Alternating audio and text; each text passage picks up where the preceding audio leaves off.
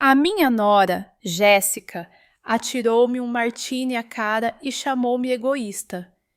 O que fiz a seguir deixou tanto ela como o meu filho, Marcos, estendidos no chão da minha sala de jantar, desmaiados.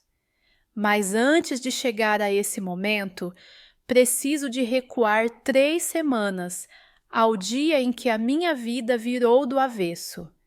Estava na mercearia do Moura, um canto antigo de Cascais onde se compram rissóis ainda quentes e pão às 7 da manhã, quando os números do Euromilhões alinharam como estrelas teimosas.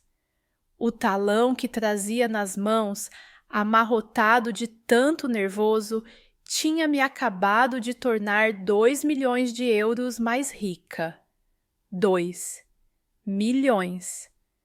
Aos 67 anos, depois de 30 a ensinar a terceira classe e de uma vida inteira a esticar o ordenado até ao fim do mês, de repente eu tinha folga para respirar. A primeira pessoa a quem telefonei foi ao meu filho. Mãe, isso é incrível, disse o Marcos, e ao fundo ouvi a Jéssica a gritar de entusiasmo. Temos de celebrar como deve ser. Deixa-nos tratar de tudo. O calor na voz dele fez-me bater o coração mais leve. Talvez esta sorte inesperada nos aproximasse outra vez. Desde que a Jéssica apareceu, há 5 anos, a nossa relação foi se esfriando. Ela tinha opinião para tudo, do meu sofá antiquado ao meu mundo pequeno na nossa vila junto ao mar. Mas o dinheiro muda as coisas, não muda? Os dias seguintes foram uma névoa feliz. Marquei reuniões com Henrique Brandão, o meu consultor, e tracei planos sensatos, liquidar a hipoteca, pôr de lado uma verba para a reforma, talvez a tal viagem à Irlanda que sempre sonhei. O resto ficaria aplicado com prudência, a render juros para o que a vida trouxesse. O Marcos passou a ligar dia sim, dia não, mais atento do que tinha sido em anos. Estás bem, mãe? O Henrique parece-te de confiança? A Jéssica diz que devias falar com o gestor dela. É muito competente. O cuidado dele enternecia-me, embora a intervenção da Jéssica me despertasse um leve incômodo. Ela trabalhava em marketing numa cadeia de hotéis de luxo. Os seus gostos, sempre um passo à frente do orçamento. Está tudo tratado, querido, respondi. Vamos ser conservadores. Conservador é bom, concordou ele, num tom em que adivinhei um resto de desilusão. E lembra-te, tens família que te ama. Se quiseres ser generosa, não dizemos que não. Devia ter percebido o aviso naquelas palavras, mas eu estava demasiado feliz para ler nas entrelinhas. O jantar de celebração ficou marcado para sábado, em minha casa. O Marcos insistiu em trazer tudo: comida, flores, até as velas. É a tua festa, mãe, nem um dedo levantes. A Jéssica ofereceu-se para cozinhar, coisa rara nela, que sempre tratou a lida doméstica como se fosse uma humilhação.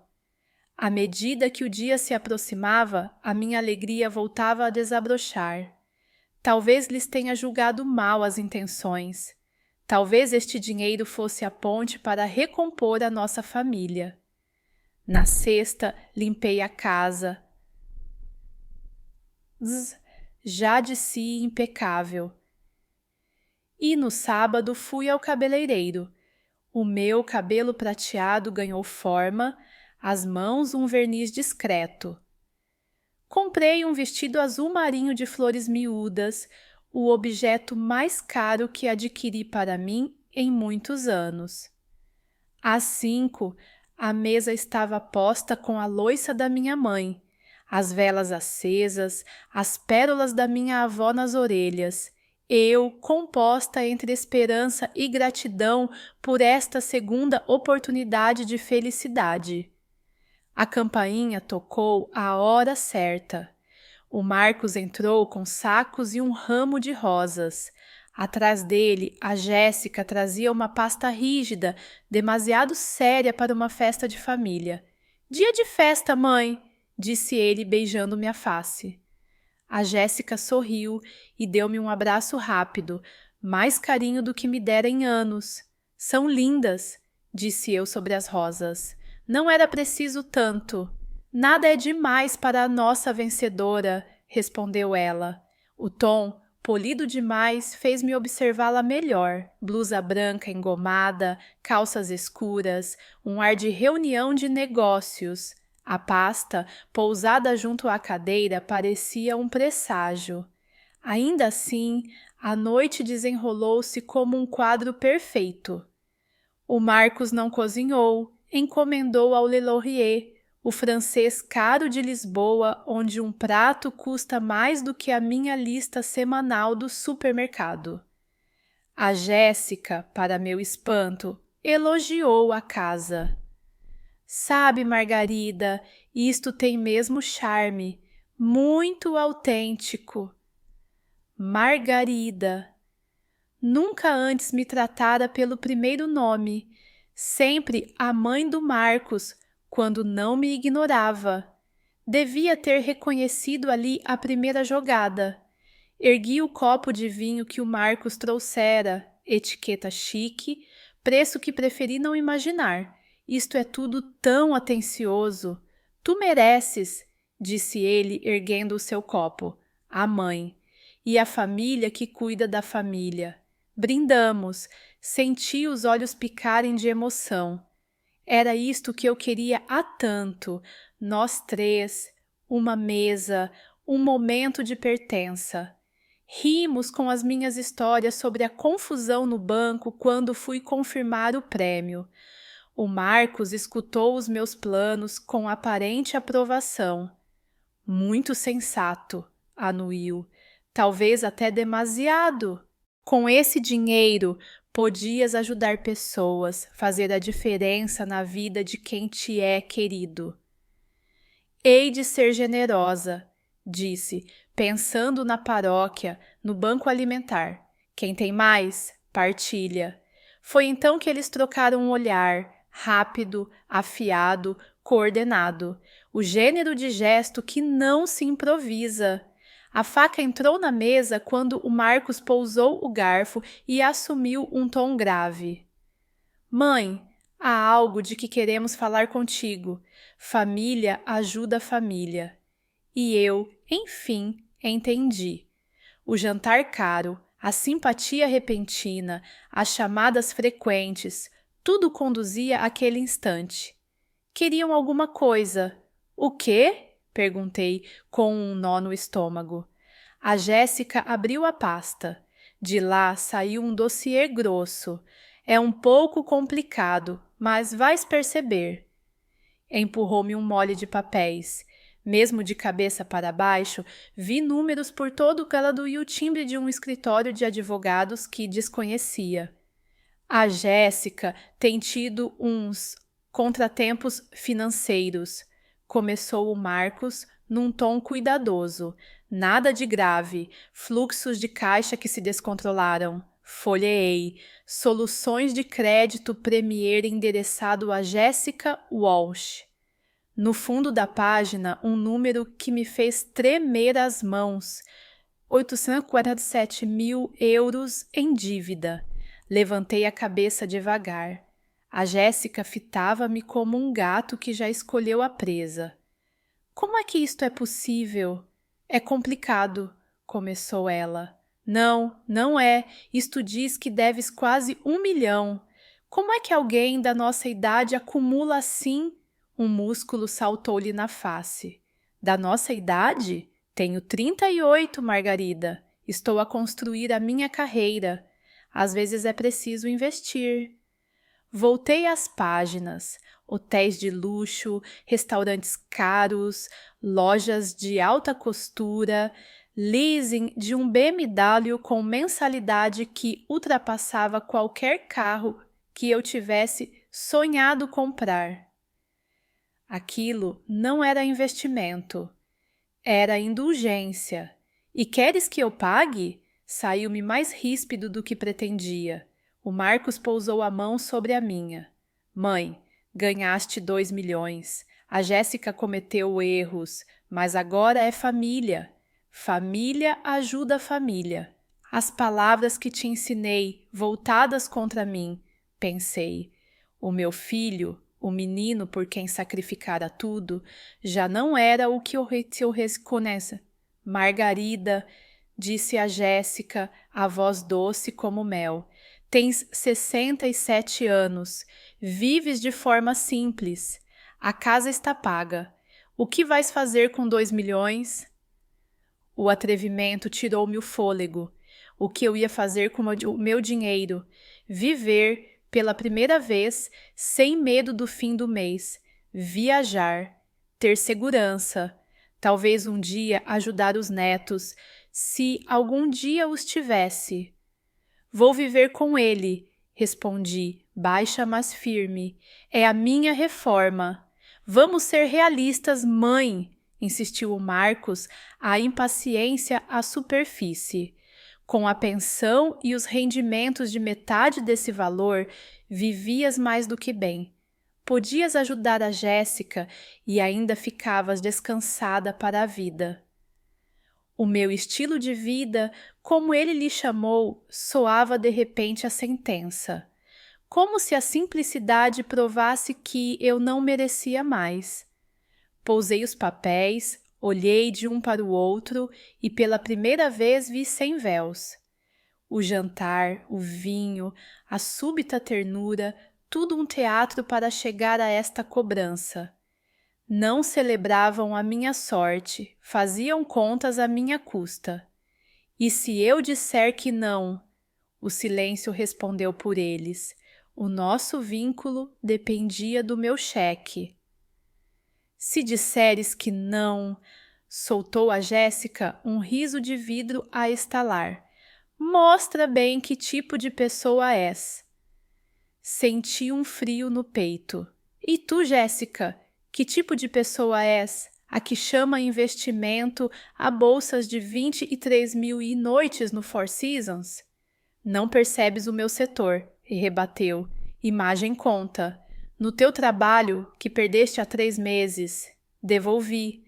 O Marcos e ela trocaram outro olhar. Foi uma reestruturação, disse ele depressa. Quando é que isso aconteceu? Perguntei. Há 3 meses, admitiu ela. Portanto, sabiam do rombo. Calaram-se. E só vieram pedir quando eu ganhei. Foi o destino, diria ela depois. O destino de quem? O meu, que passei décadas a contar tostões? Levantei-me e fui até a janela. O meu pequeno quintal, onde tantas vezes plantei e pensei, estava quieto como uma resposta. De manhã, eu sonhara com a Irlanda e com o luxo simples de dizer sim quando me apetecesse. Agora, pediam-me quase metade do prêmio e chamavam a isso amor. Voltei à mesa. Eles perceberam no meu olhar que a resposta não seria a que esperavam. Os rostos prenderam. Margarida, disse a Jéssica, medindo cada sílaba. Sabes o que isto significa para na nossa relação, não sabes? Se escolheres o dinheiro em vez da família, a ameaça nua, escolher o dinheiro como se dizer não à ruína fosse trair o sangue. Olhei para o meu filho e senti o coração rachar. Isto significa, respondi, que tenho de perceber se criei um homem que confunde amor com transferência bancária. O Marcos empalideceu. Não é justo, mãe. Estás a deturpar. Então explica-me, pedi, sentando-me de novo. Explica como é amor exigir-me 847 mil euros. Não é esmola, cortou a Jéssica. É um empréstimo. Pago-te. Olhei outra vez os avisos de cobrança, os atrasos, as contas já incobráveis. Como me pagas se não pagas a ninguém? A máscara dela rachou. Estou entre posições, tenho entrevistas.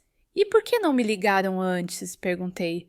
Porque eu não tinha como ajudar. O Marcos baixou os olhos. Não queríamos sobrecarregar-te. A sinceridade tardia doeu mais do que uma mentira. Fui à cozinha, voltei com o meu livro de cheques. Eles endireitaram-se ansiosos. Abri, escrevi calmamente 1.000 euros, arranquei e deitei o papel sobre a mesa. Isto é o que posso dar. Um presente, não um empréstimo. A Jéssica olhou o cheque como quem olha uma migalha. 1.000 euros? As minhas prestações mensais são mais do que isso. Então tens um problema maior do que eu posso resolver. Foi nesse instante que ela agarrou no copo. O líquido frio atingiu minha cara. O cheiro a álcool e a azeitona entranhou-se no meu vestido novo. Velha egoísta, sibilou. Preferes guardar o dinheiro a ajudar a tua família. Limpei o rosto com o guardanapo sem lhe tirar os olhos de cima. Senti qualquer coisa a encaixar cá dentro, como um osso que afinal encontra a posição certa. 30 anos de salas de aula ensinaram-me a reconhecer o abuso disfarçado de birra. Sentem-se, disse, a voz tão calma que assustou. Eles obedeceram. Pensam que egoísmo é eu não pagar pelos vossos erros. Deixem-me dizer o que eu chamo egoísmo. Peguei nos extratos. Louis Vuitton, 23.000. Four Seasons, 8.000. Leasing e BMW, 200 por mês. Continuo? A Jéssica ergueu o queixo. Foram despesas necessárias. Soltei um riso sem humor. Vivi 10 anos com menos de 30.000 por ano. Diz-me, em que mundo uma mala de 23.000 é necessária? A resposta dela foi o desprezo. Não posso viver com a tua vidinha pequena, Margarida. O que tu chamas pequeno, eu chamo decente. Pousei os papéis. E agora, já que querem ver o que é egoísmo, inclinei-me, peguei no cheque e rasguei-o devagar, em 4 pedaços que deixei cair no prato vazio ao centro da mesa.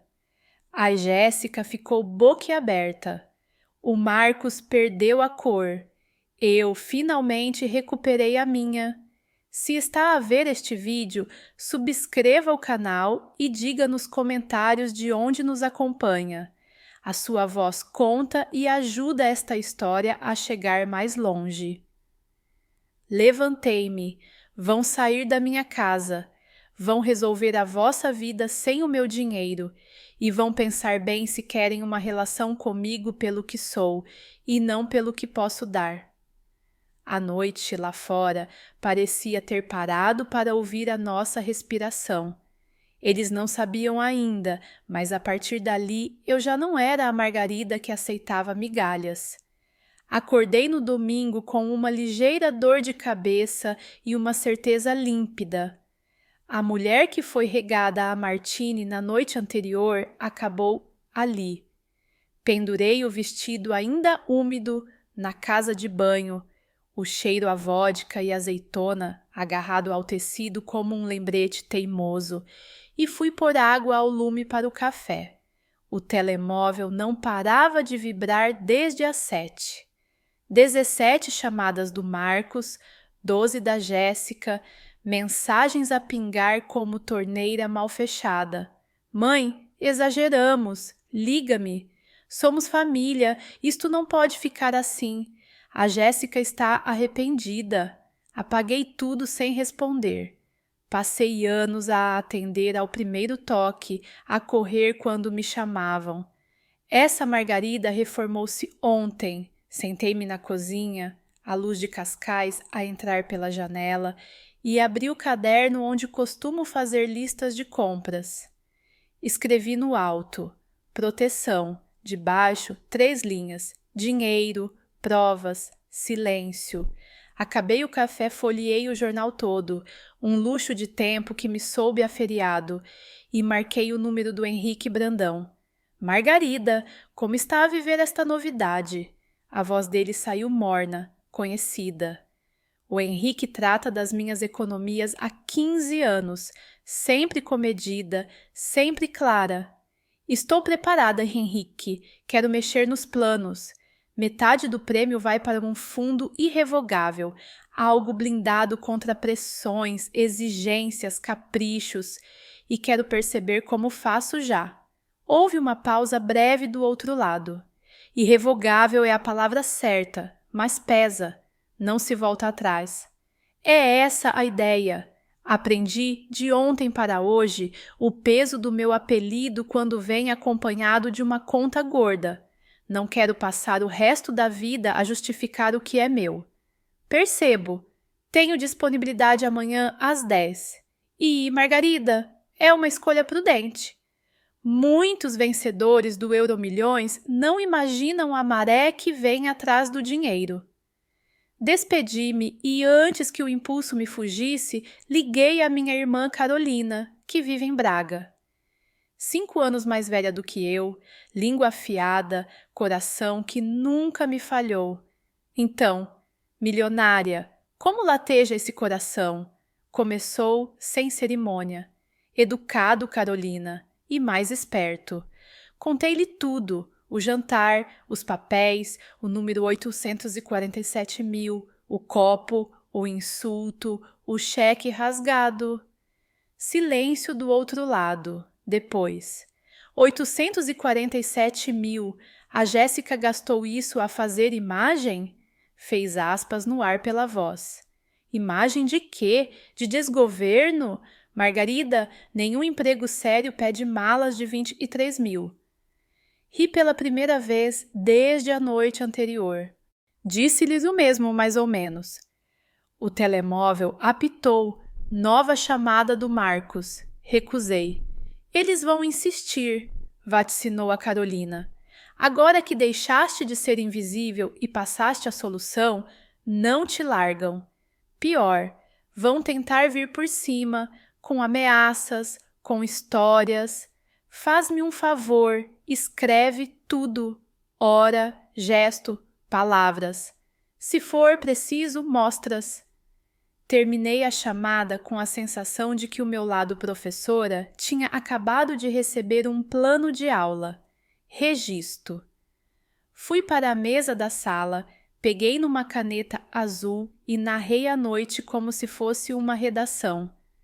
Do toque da campainha ao brilho vazio nos olhos da Jéssica, do brinde à frase que deixou cair o verniz. O que vais fazer com 2 milhões?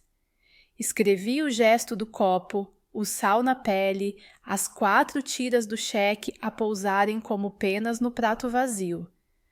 Quando levantei a cabeça, o telefone tocou com um número desconhecido. Sou a Rebeca, mãe da Jéssica. Precisamos de conversar. A voz vinha com verniz de boas maneiras e ponta de faca. Não esperava a sua chamada, de Rebeca. A minha filha contou-me a barbaridade de ontem. Está desfeita. A Jéssica não pediu esmola. Pediu apoio familiar. A senhora foi cruel. Cruel. Lembrei-me das colunas do cartão com juros e multas. Da palavra cobrança, repetida como batida de tambor. Li em voz alta as contas que a sua filha me trouxe para eu pagar. Se isso soou cruel, não foi a minha voz, foi a realidade. A Jéssica é intensa, mas tem um problema sério. Esta dívida pode arruinar-lhe a vida. E foi ela quem a construiu, compra a compra. Eu não dei cabo disto, não sou o conserto. Mas a senhora tem dinheiro, podia resolver com uma assinatura. É fácil para si. A Jéssica, ela é nova, precisa do futuro. A frase assentou na mesa como uma taça desequilibrada. Sou velha, logo dispensável. Respirei devagar. Sabe, de Rebeca, tem razão numa coisa. Sou velha o suficiente para distinguir entre amor e aproveitamento, e para me proteger de quem confunde família com levantamento multibanco. Desliguei antes que me invocasse Santos. Liguei de novo ao Henrique. Podemos acelerar o fundo? Hoje, se possível. Consigo preparar a papelada para quarta-feira. E Margarida estava a pensar noutra coisa. Uma fundação. Quer promover o que praticou a vida inteira. Educação financeira. Escolhas responsáveis? Sorri pela primeira vez com prazer limpo. Gosto. Chame-se Fundação Escolhas Responsáveis. Se a lição aqui é que não se cura desgoverno com cheques alheios. Desliguei e por uns minutos pus música baixa na rádio. A casa pareceu crescer ao meu redor.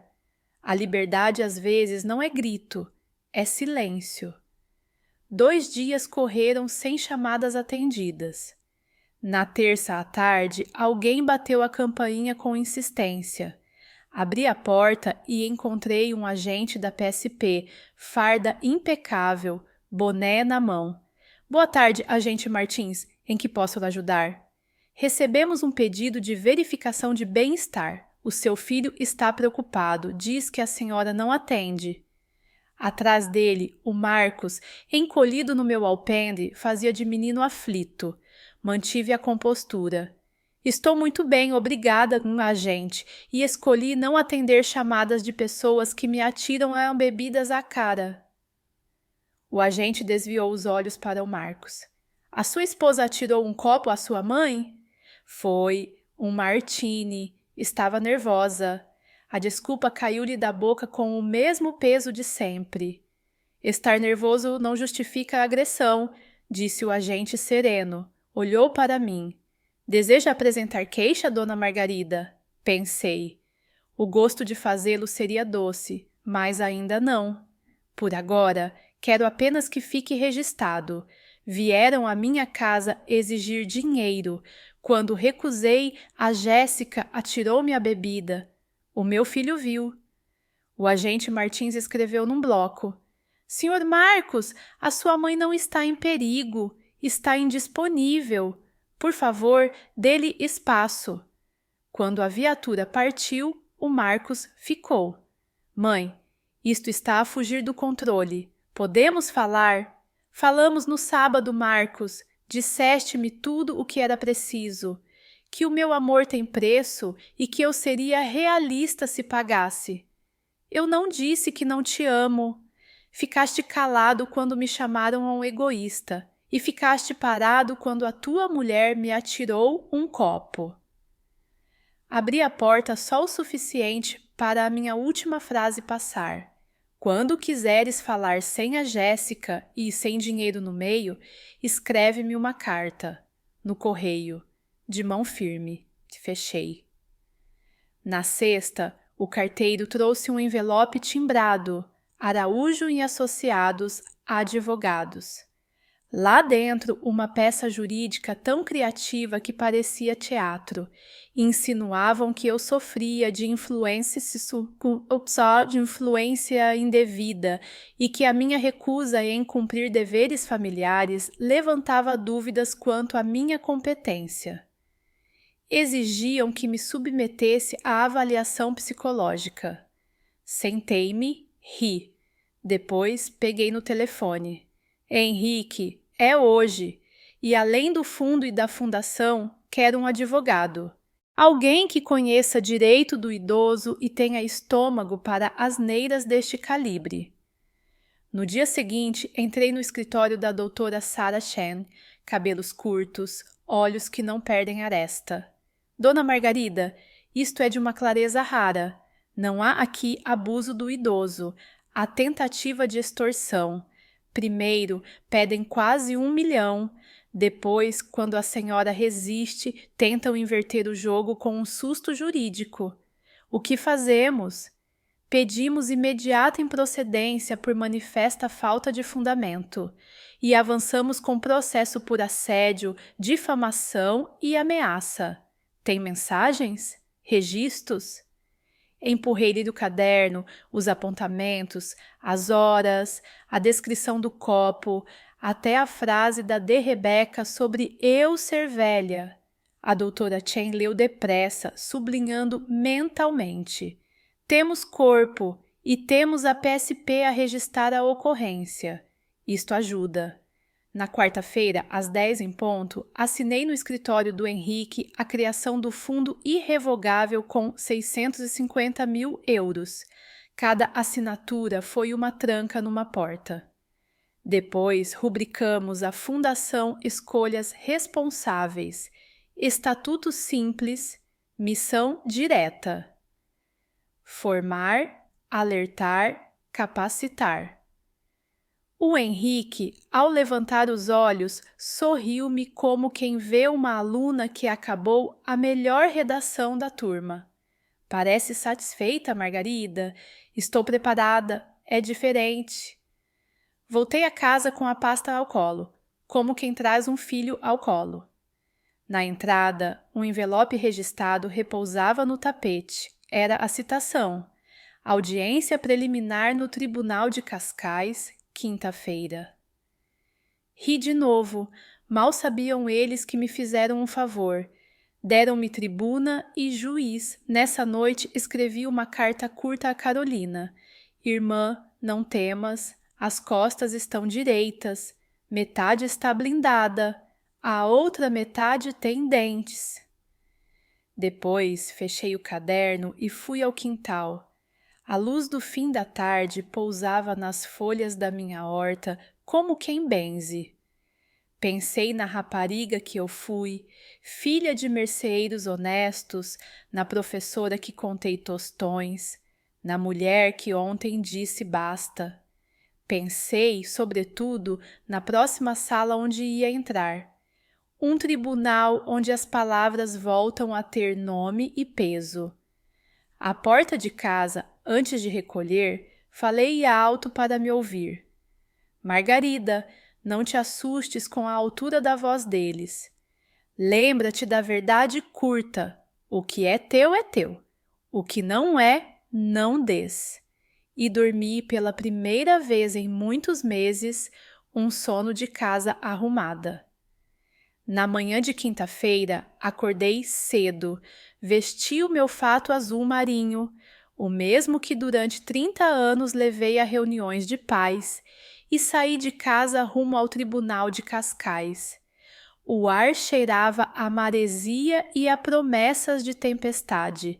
Segurava a pasta com todos os documentos, as dívidas da Jéssica, os meus apontamentos, o relatório do agente Martins. Cada folha era um tijolo a sustentar a minha defesa. Ou talvez não fosse defesa, talvez fosse ataque. A sala de audiências estava fria, de paredes altas, bancos gastos pelo tempo. Do outro lado, vi o Marcos e a Jéssica, acompanhados por um advogado franzino, nervoso, que mexia nos papéis sem parar.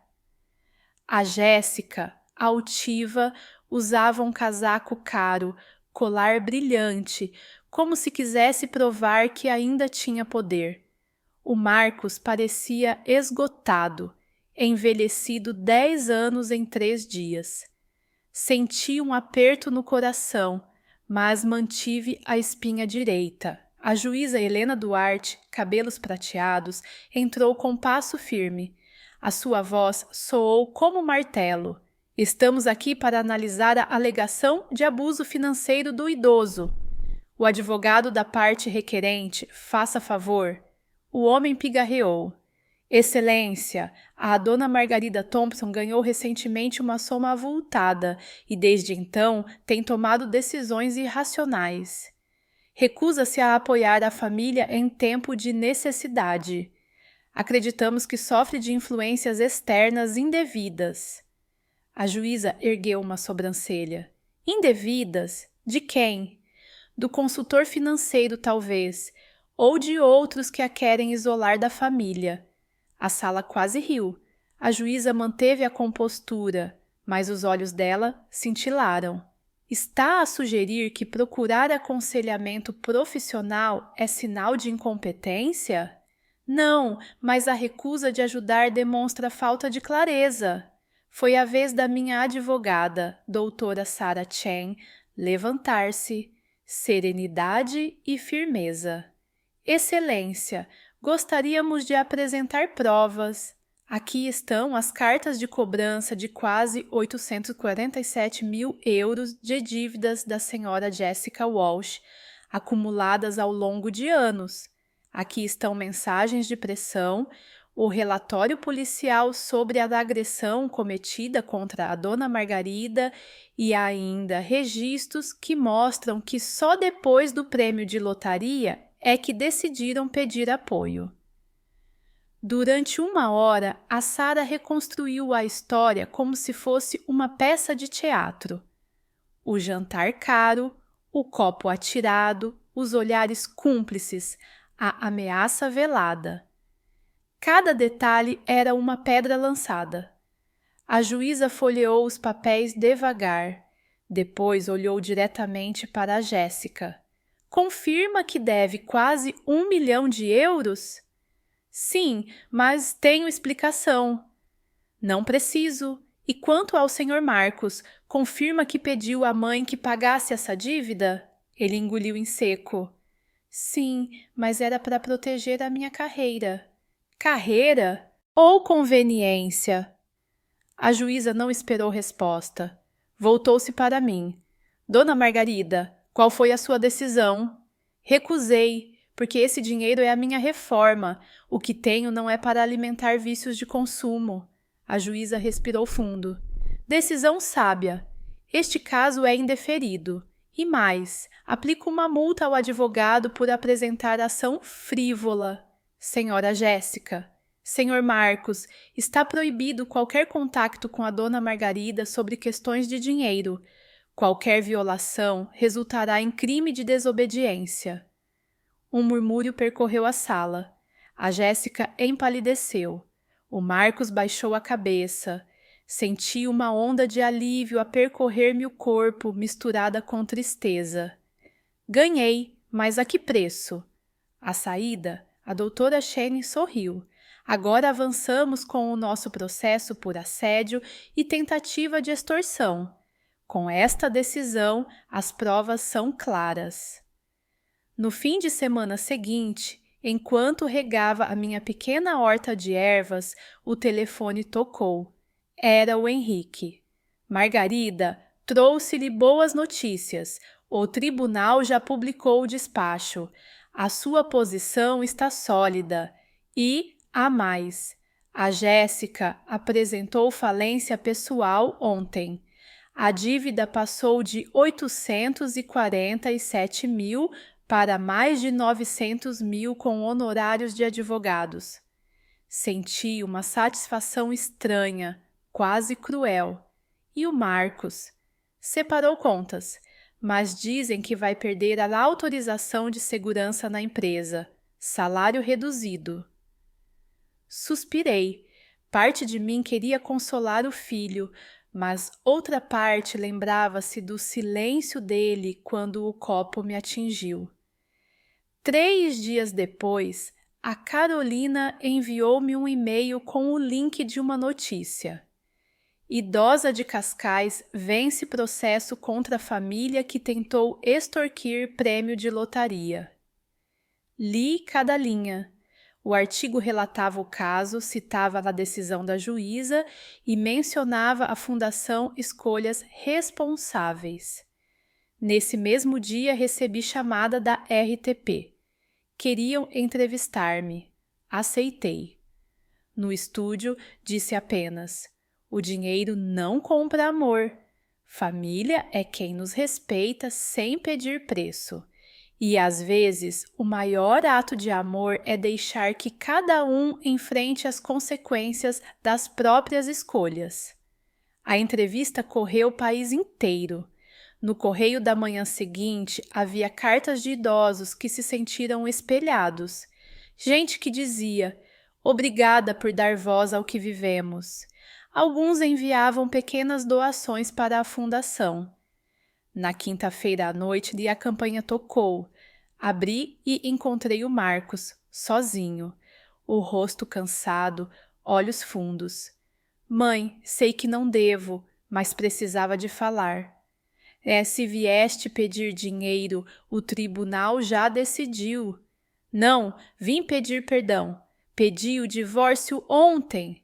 Deixei-o entrar, mas sentei-me com cautela. Ele apoiou-se na mesa, o mesmo lugar onde tudo começara. Devia ter te protegido. Devia ter parado a Jéssica quando ela te insultou. Em vez disso, deixei que me convencesse de que tu eras injusta. Ontem descobri mais. Dívidas escondidas, créditos que nunca me contou. Ela estava a preparar-se para controlar a tua vida. Encontrava-me a destruir o elo com a minha mãe. Olhei-o demoradamente. Por trás das rugas novas, reconheci o menino que um dia prometeu que me protegeria sempre. Nunca deixei de te amar, Marcos, mas deixaste de me ouvir. Ele chorou. Pela primeira vez em anos, quando saiu, deixou um dossiê em cima da mesa. Lá dentro, papéis que provavam que a Jéssica pesquisava há meses sobre tutelas de idosos e processos de interdição.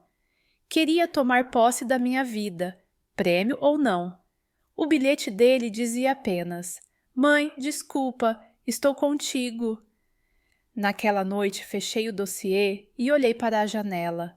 O luar de Cascais cobria o jardim. Pensei, não sou vítima, sou sobrevivente. E prometi a mim mesma que a partir dali cada decisão seria feita para proteger o meu futuro. Na manhã seguinte ao encontro com o Marcos, acordei com uma sensação estranha de leveza. Não era perdão completo, mas talvez fosse o primeiro passo. Abri as cortinas do meu quarto e deixei o sol de Cascais inundar o espaço. A brisa cheirava a mar e durante um instante permiti-me acreditar que a tempestade tinha passado. Mas o telefone voltou a tocar. Número desconhecido. Atendi por impulso. Dona Margarida, aqui fala o advogado Peterson, do escritório Araújo e Associados. Representamos a senhora Jéssica Walsh. Há novas instruções. A voz tinha ares de ameaça polida, engolia a irritação. Ouça, senhor doutor, a juíza já decidiu, a ação foi indeferida e há uma ordem de afastamento. Estamos cientes, mas a senhora Walsh pretende recorrer. Alega que a sua conduta demonstra alienação e que poderá estar a ser manipulada pelo seu consultor. Sorri com amargura. Manipulada? Eu o ensino crianças há 3 décadas. Aprendi a distinguir birras de argumentos. Se insistirem, prepare-se para enfrentar também uma acusação de assédio. E não me ligue mais. Tenho advogada. Desliguei e enviei de imediato mensagem à doutora Sarah Chen, relatando a chamada. Ela respondeu em minutos. Deixe comigo. Já esperava. Vamos transformar cada passo deles em munição para o nosso processo. Sentei-me com um chá de camomila. O coração acelerava, mas a mente estava lúcida. O meu caderno azul, agora quase cheio, tornou-se arma silenciosa. Cada conversa, cada palavra anotada com data e hora. A professora de outrora, que corrigia redações com caneta vermelha, estava agora a corrigir os erros de uma nora que confundiu luxo com vida. À tarde, o Marcos voltou, sem avisar. Tocou e ficou imóvel, como quem implora sem voz. Hesitei. Acabei por abrir. Mãe, não venho pedir dinheiro, só quero mostrar algo. Trazia uma pasta diferente. documentos impressos, relatórios bancários, até mensagens de e-mail que ele encontrara. A Jéssica andava a recolher informações sobre mim desde muito antes do sorteio. Extratos de seguros, registros médicos, dados que só alguém com contactos obscuros poderia aceder. Ela planeava declarar-te incapaz. O prêmio só acelerou o plano. Descobri notas sobre tutela e interdição de idosos. Senti um frio a percorrer-me a espinha. Não era apenas ganância, era predação.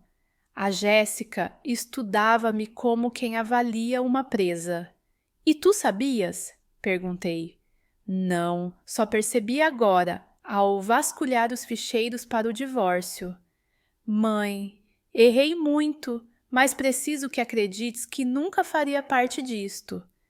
Olhei para ele longamente. O amor de mãe é corda elástica. Estica até quase partir, mas resiste. Marcos, a confiança perdeu-se. Recuperá-la será como reconstruir uma casa pedra a pedra. Mas hoje deste o primeiro tijolo. Ele chorou de novo. Senti uma pequena esperança nascer, tímida como planta na sombra. No dia seguinte, encontrei-me com a doutora Sara. Mostrei-lhe os documentos que o Marcos entregara. Ela analisou-os com um olhar clínico. Isto muda tudo. Prova a intenção deliberada de tomar controle da sua vida. A Jéssica não só tentou extorquir dinheiro, planeava tornar-se sua guardiã legal. E é gravíssimo. Vai reforçar a nossa ação por assédio e tentativa de fraude. E se ela continuar? Perguntei. Temos o tribunal do nosso lado. O próximo passo será contraprocessar. Eles abriram a porta, agora entramos com toda a força. Na sexta-feira, uma notícia correu os jornais locais. Fundação Escolhas Responsáveis recebe doação anônima de 50 mil euros. Quando li, emocionei-me. O meu gesto de transformar dor em lição começava a ecoar. Alguém, algures, sentira-se tocado. O telefone não parava de receber mensagens de pessoas que enfrentaram situações semelhantes. Filhos a exigirem reformas, sobrinhos a pedirem casas, vizinhos a sugarem confiança. Eu, a velha professora de Cascais, tornara-me símbolo de resistência. No sábado, enquanto preparava caldo verde na minha cozinha, a campainha soou de novo. Desta vez era o próprio agente Martins. Boa tarde, dona Margarida. Vinha apenas avisar. A senhora Jéssica tentou apresentar nova queixa, mas foi recusada liminarmente. O sistema está atento. Se houver mais tentativas, seremos nós a agir. Agradeci. A sua presença, farda azul contra as paredes brancas da minha casa, deu-me uma paz rara. Mas a Jéssica não se calava.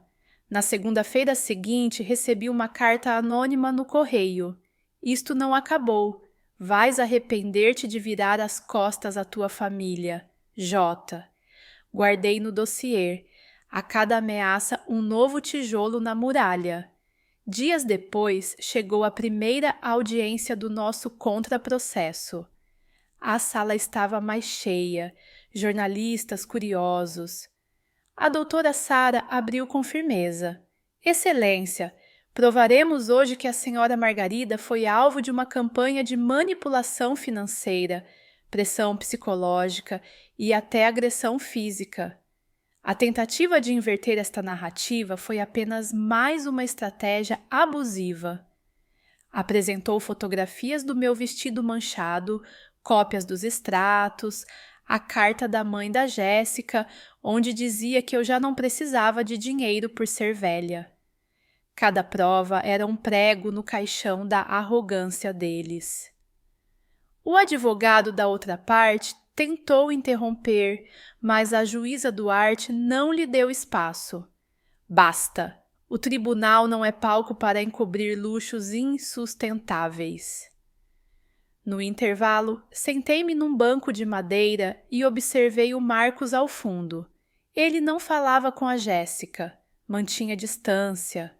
Olhou-me uma vez, tímido, como quem pede desculpa sem palavras. Eu respirei fundo. Ainda não era perdão, mas já não era ódio. Na saída, uma jornalista aproximou-se. Dona Margarida, o país inteiro acompanha o seu caso. Como se sente? Respondi simples.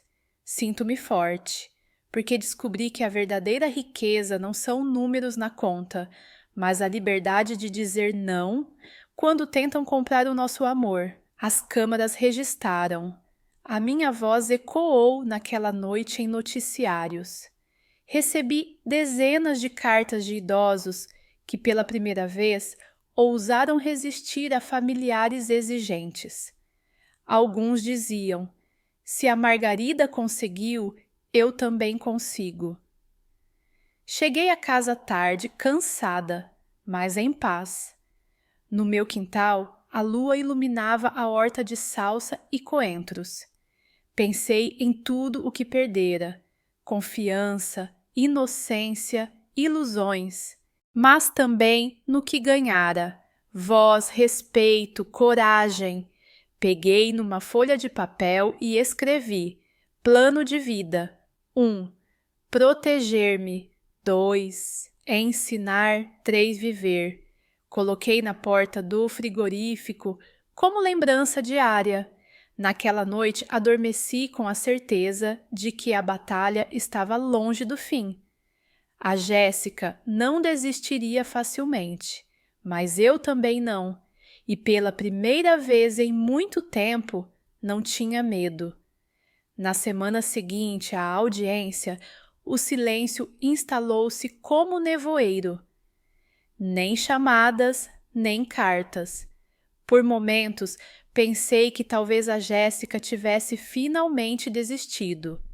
Mas a experiência ensinara-me. Quando o inimigo se cala, não é paz, é estratégia. Na terça-feira de manhã, enquanto regava o meu pequeno jardim, o telefone tocou com o número bloqueado, atendi apenas por instinto. Isto não acabou, Margarida, disse uma voz feminina, cortante. Podes ter ganho uma batalha, mas a guerra é longa. Reconhecia de imediato, era a Rebeca, mãe da Jéssica. A guerra, de Rebeca, existe só na sua cabeça. Eu escolhi viver em paz. A sua filha é que insiste em travar batalhas que já perdeu. Desliguei, registrando no caderno azul cada detalhe da chamada. À tarde contar, encontrei-me novamente com a doutora Sarah Chen. Entreguei-lhe o caderno já quase cheio. Excelente, disse ela folheando. Cada linha é munição. Com isto, não só vencemos no tribunal, provaremos padrão de assédio. Vai ser impossível negarem. Ela explicou os próximos passos. Apresentaríamos testemunhas, incluindo o agente Martins. Mostraríamos que as queixas da Jéssica não passavam de retaliação. No regresso à casa, encontrei o Marcos sentado no muro do jardim. Hesitei. Mas ele ergueu-se devagar com um semblante cansado. Mãe, sei que não devo estar aqui, mas precisava de te dizer uma coisa. Diz. Assinei ontem os papéis do divórcio. Foi como arrancar um peso das costas. Descobri que a Jéssica ainda tinha mais dívidas escondidas, mais cartões de crédito em nome de terceiros. A mentira era maior do que imaginei. Olhei-o, tentando avaliar se havia arrependimento verdadeiro. E agora? Perguntei. Agora vou reconstruir a minha vida e queria reconstruir a nossa relação, não para pedir nada, só porque sinto falta da minha mãe. Suspirei. O coração de mãe não se fecha facilmente, mas a ferida ainda estava aberta. Marcos, leva tempo, foste cúmplice dela, ficaste calado quando devias ter me defendido. Ele assentiu, lágrimas nos olhos. Sei, e vou carregar essa culpa, mas queria que soubesses, estou do teu lado agora. Se precisares de testemunha contra a Jéssica, eu falo. Foi a primeira vez em meses que ouvi algo que parecia coragem. Nos dias seguintes, mergulhei no trabalho da Fundação Escolhas Responsáveis. Visitamos uma escola secundária em Lisboa para uma palestra sobre finanças pessoais. Falei a jovens de 16 anos sobre o perigo de viver de crédito fácil, sobre a diferença entre necessidade e vaidade. Quando terminei, uma rapariga loira levantou a mão e disse: "A minha mãe está sempre endividada porque não consegue parar de comprar. Eu tinha vergonha, mas agora percebo que não é culpa minha." Senti lágrimas nos olhos. Ali percebi que a fundação já fazia diferença. Enquanto isso, a imprensa não me deixava. Um jornal de circulação nacional publicou uma reportagem com o título "A professora que disse não. Lições de uma vencedora do Euromilhões." Recebi dezenas de cartas, algumas com pequenas notas de 5 ou 10 euros, doações humildes, mas cheias de gratidão. Cada uma reforçava o meu propósito. Na sexta-feira, contudo, recebi notícia inquietante. O Henrique telefonou. "Margarida, acabei de saber que a Jéssica tentou abrir processo de interdição contra si. Alega que já não tem condições para gerir o patrimônio." O chão quase fugiu debaixo dos meus pés. "Outra vez?" "Sim, mas não se assuste.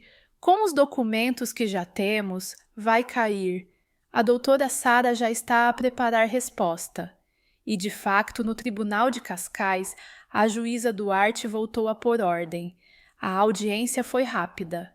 "Senhora Walsh, apresente provas de incapacidade da dona Margarida." A Jéssica, altiva, respondeu: "Ela recusa ajudar a família, mesmo podendo. Isso é irracional." A juíza apoiou o queixo na mão, incrédula. Irracional é gastar quase 1 milhão em luxo e depois exigir que a sogra pague.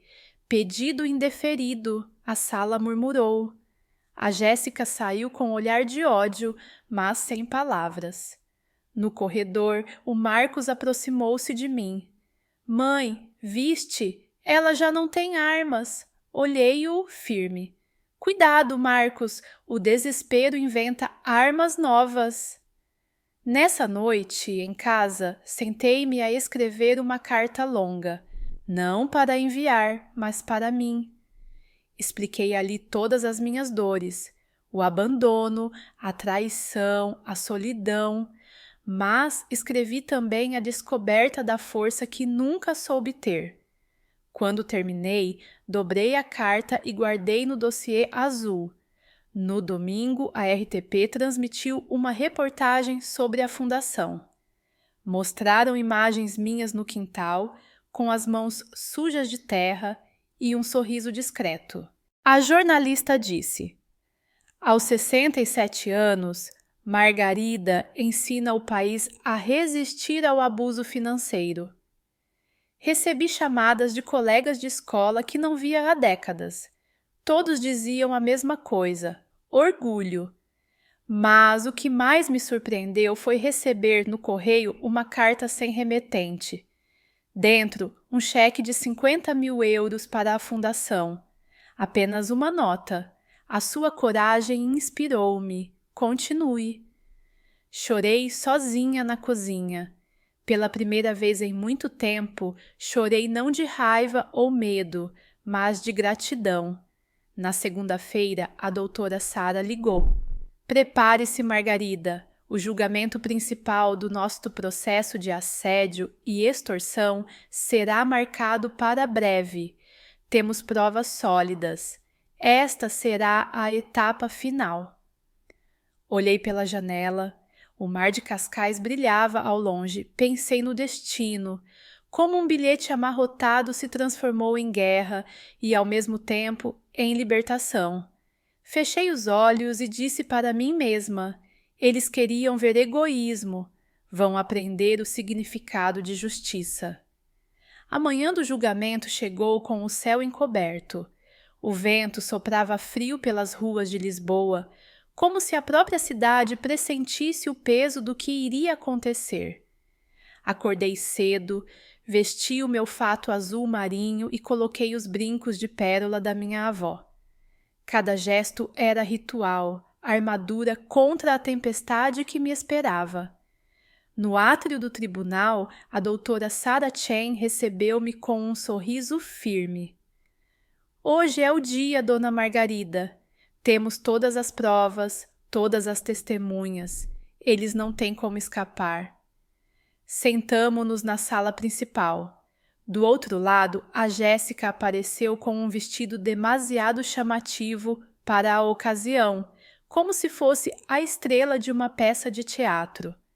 Ao lado dela, o Marcos parecia cansado, mais magro, os olhos fundos. Entre as mãos, amassava nervosamente um lenço de papel. A juíza Duarte entrou, imponente, e declarou aberta a sessão. Estamos aqui para avaliar a queixa apresentada por Margarida Santos contra Jéssica Walsh e Marcos Santos por assédio, tentativa de extorsão e agressão. Que as partes se apresentem. A advogada da Jéssica tentou iniciar com um discurso teatral, alegando que eu estava a transformar desentendimentos familiares em guerra judicial. Mas a doutora Sarah ergueu-se com calma e começou a desmontar cada argumento, peça por peça. Primeiro, exibiu as mensagens ameaçadoras que eu recebera, incluindo aquela em que a Jéssica escrevera. Isto não acabou. Depois, apresentou o relatório do agente Martins, descrevendo a noite em que fui agredida com um martini. A seguir, colocou sobre a mesa o dossiê azul que eu preenchera meticulosamente. Chamadas, encontros, cada detalhe registrado. Esta senhora de 67 anos, disse a Sarah, foi obrigada a documentar como se fosse investigadora policial, apenas para se proteger da própria família. Se isto não é assédio, o que será? A sala ficou em silêncio. Vi a juíza folhear o caderno com expressão grave. Chegou a vez da Jéssica depor. Ela tentou sorrir, fingindo fragilidade. Eu só queria apoio, meritíssima. Perdi o emprego, acumulei dívidas. Pensei que a família servia para se apoiar. A Margarida tem dinheiro de sobra. Nunca lhe faltará nada. Não é justo que me deixe afundar. A juíza ergueu os olhos. Senhora Walsh, apoio não é exigir quase 1 milhão de euros, nem lançar bebida ao rosto de alguém. O que fez não foi pedido, foi agressão e chantagem. A cor desapareceu do rosto da Jéssica. Depois chamaram o Marcos. Ele hesitou, olhou-me, depois a advogada e finalmente respirou fundo. Meritíssima, confesso que estive do lado da minha mulher por medo de perdê-la, mas não posso negar a verdade. Vi quando ela atirou o copo à minha mãe. Vi como planeou o jantar apenas para pedir dinheiro. E descobri documentos que provam que ela investigava a vida financeira da minha mãe meses antes do sorteio. Um murmúrio percorreu a sala. A doutora Sarah pediu para apresentar o dossiê que o Marcos encontrara. Nele havia cópias de relatórios de bancos, anotações sobre seguros e até referências a procedimentos de interdição. A juíza franziu o sobrolho. Isto é extremamente grave. Está a dizer que a senhora Walsh planeava declarar a sogra incapaz para assumir o controlo do patrimônio? Sim, meritíssima, respondeu o Arcos com voz embargada. Nesse momento vi lágrimas escorrerem-lhe pelo rosto. Apesar da raiva que ainda sentia, o coração de mãe reconheceu a dor genuína. A defesa da Jéssica tentou alegar que aqueles documentos não eram dela, mas a caligrafia, as notas pessoais, tudo gritava o contrário. Seguiu-se uma pausa. Eu fiquei sentada, olhando para o teto ornamentado da sala. Lembrei-me dos anos em que vivera com tão pouco, da luta para pagar contas, do orgulho em cada pequeno gesto de independência. E agora estava ali, a defender não só o meu dinheiro, mas a minha dignidade. A sessão recomeçou com o depoimento do agente Martins. Ele relatou de forma serena. Encontrei a senhora Margarida calma, mas visivelmente molhada de bebida. O filho confirmou o incidente. A senhora recusou apresentar queixa criminal imediata, mas pediu registro oficial. Isso consta do meu relatório. A juíza agradeceu e tomou notas. Por fim, a doutora Sara fez o discurso final. Meritíssima, não estamos a falar apenas de números. Estamos a falar de respeito, de dignidade, de limites. Esta professora reformada passou 30 anos a educar crianças para a honestidade e o esforço. Merece envelhecer em paz, não sob a ameaça da própria nora. A justiça tem de dar uma resposta clara. A família não é licença para abusar. O silêncio caiu como pedra. A juíza pediu alguns minutos e retirou-se.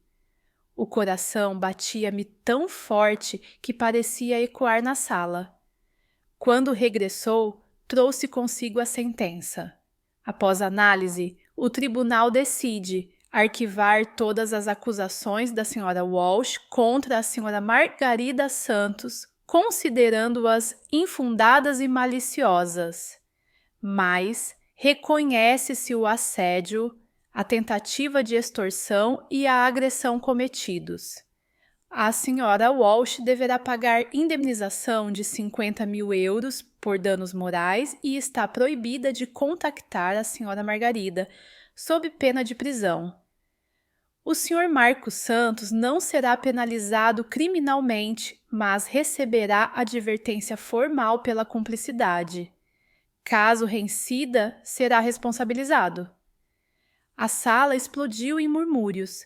A Jéssica ficou lívida, tentando protestar, mas a juíza silenciou-a com um olhar. Eu respirei fundo, lágrimas a correr-me discretas pelas faces. Não eram lágrimas de tristeza, eram de vitória. À saída, jornalistas aguardavam. Perguntaram-me se tinha alguma mensagem. Eu respondi simplesmente: o dinheiro pode mudar circunstâncias, mas nunca deve mudar princípios. A liberdade de uma pessoa idosa não está à venda. Nos dias seguintes, as notícias espalharam-se por todo o país. Recebi cartas de desconhecidos a agradecerem a coragem. Uma senhora do Porto escreveu: a minha filha também tenta manipular-me por causa da pensão. Ver a sua força deu-me coragem para dizer basta. Na minha fundação, as doações duplicaram. Em pouco tempo, tínhamos recursos para iniciar cursos em várias escolas de Lisboa, Coimbra e Faro. O sonho tornava-se realidade. O Marcos começou a visitar-me, sempre de forma respeitosa, nunca mencionando dinheiro. Ajudava-me a cuidar do jardim, oferecia-se para consertar pequenas coisas na casa. Eu mantinha distância, mas sentia que ele tentava sinceramente reconstruir a ponte. A Jéssica, soube mais tarde, declarou falência. Perdeu os carros de luxo, os cartões dourados e mudou-se para um pequeno apartamento em Amadora. Diziam que ainda culpava todos menos a si própria. Eu, por minha vez, iniciei os preparativos para a viagem que sempre sonhara, a Irlanda. Olhar os verdes campos, ouvir música celta, sentir o vento do Atlântico.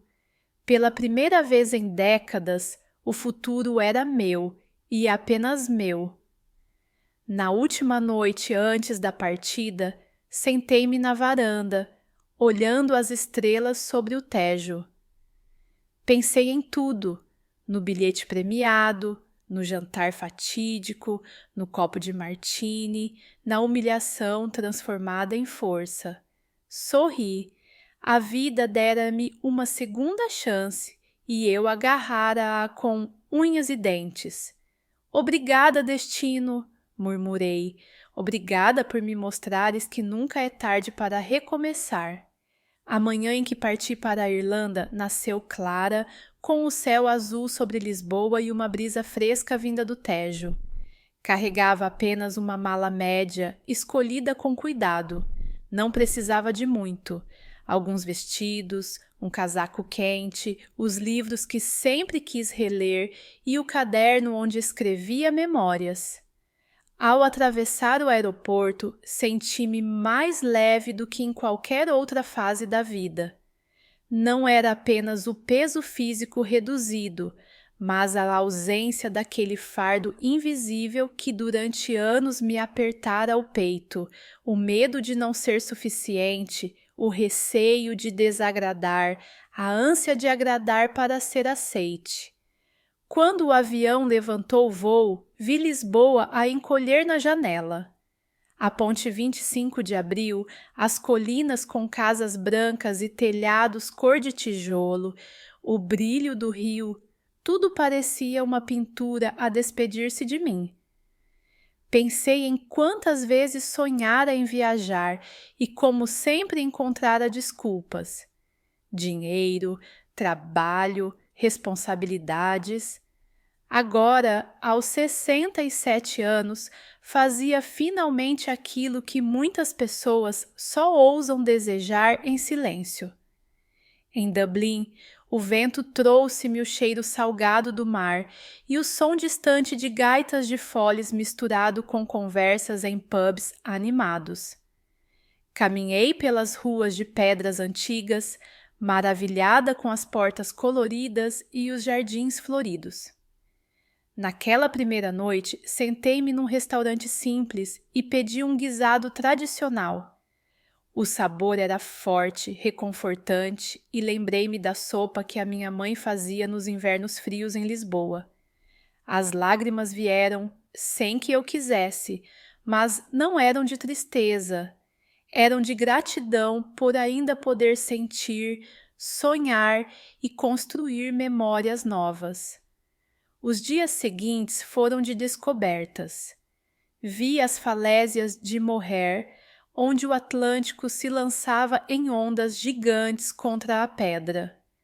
O vento quase me arrancava o chapéu, mas eu ria sozinha, como uma menina que sente a liberdade pela primeira vez. Fiz amizade com outros viajantes, pessoas que se surpreendiam ao ouvir a minha história. Alguns perguntavam: como teve coragem de enfrentar a sua própria família? Eu respondia com simplicidade: a coragem nasce quando não temos mais nada a perder, apenas a dignidade. Numa das tardes, entrei numa pequena livraria em Galway. No canto havia uma secção dedicada a memórias de mulheres idosas que tinham mudado as suas vidas após a reforma. Folheei um livro em que a autora descrevia como viajara pelo mundo depois de um divórcio difícil. Sorri. Não estava sozinha. Quantas de nós passamos a vida inteira a cuidar dos outros, apenas para descobrir tarde que também merecemos cuidar de nós?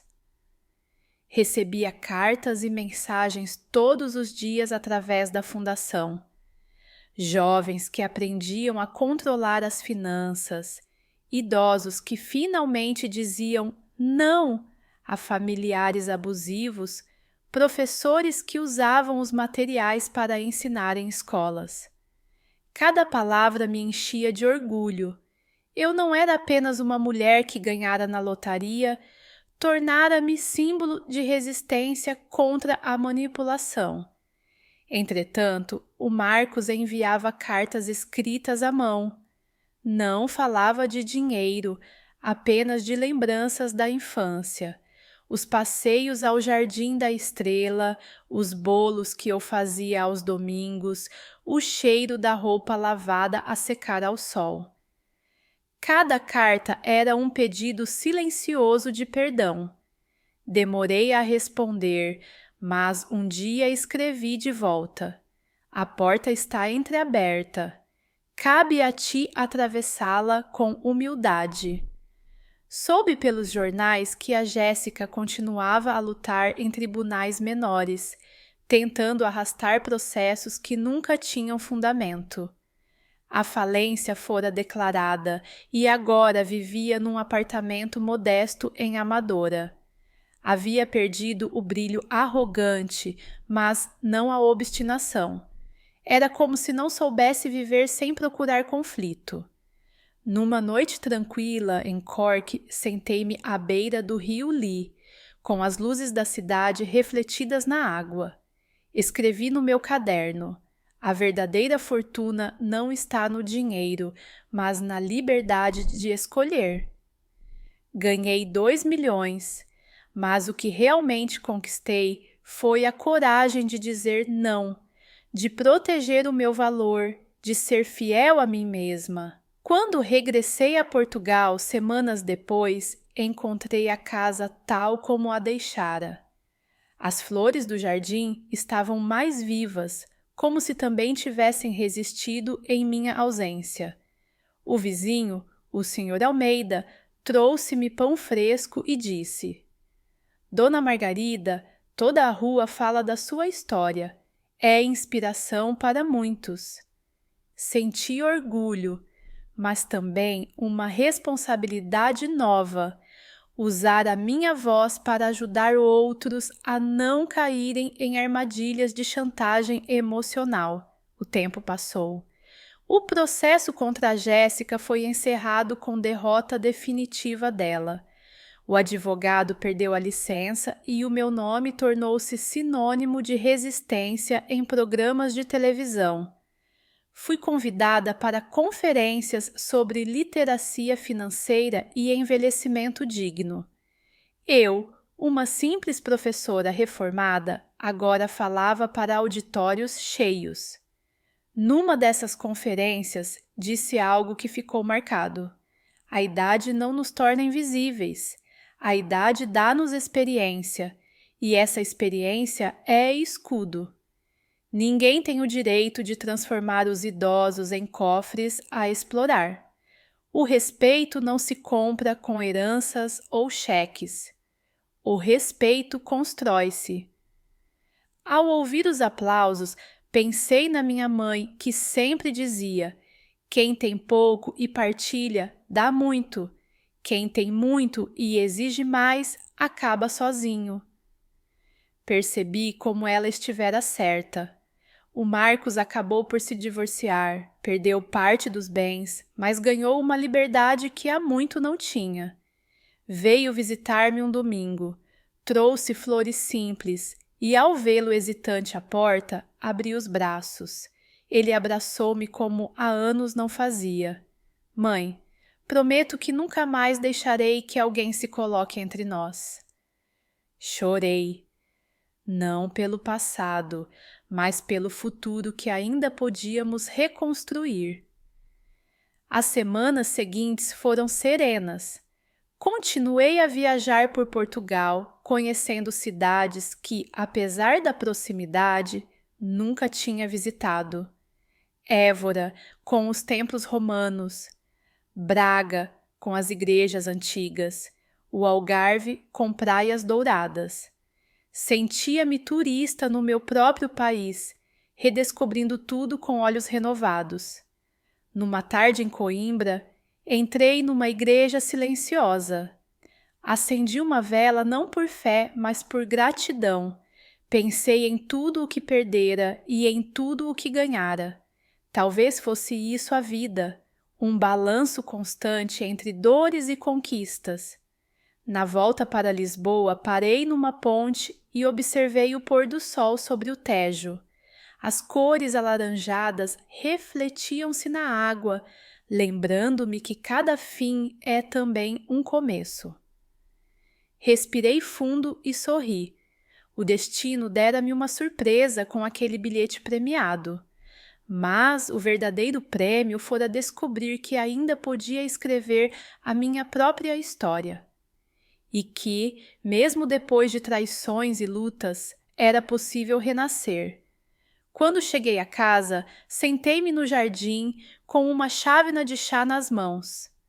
Olhei para o céu estrelado e pensei: eles chamaram-me egoísta, mas se proteger a minha paz é egoísmo, então aceito o título com orgulho, porque aprendi que só quem se respeita pode ser verdadeiramente livre. E assim, aos 67 anos, percebi que a vida não termina quando envelhecemos. Pelo contrário, é quando finalmente compreendemos o valor de cada escolha que a vida realmente começa.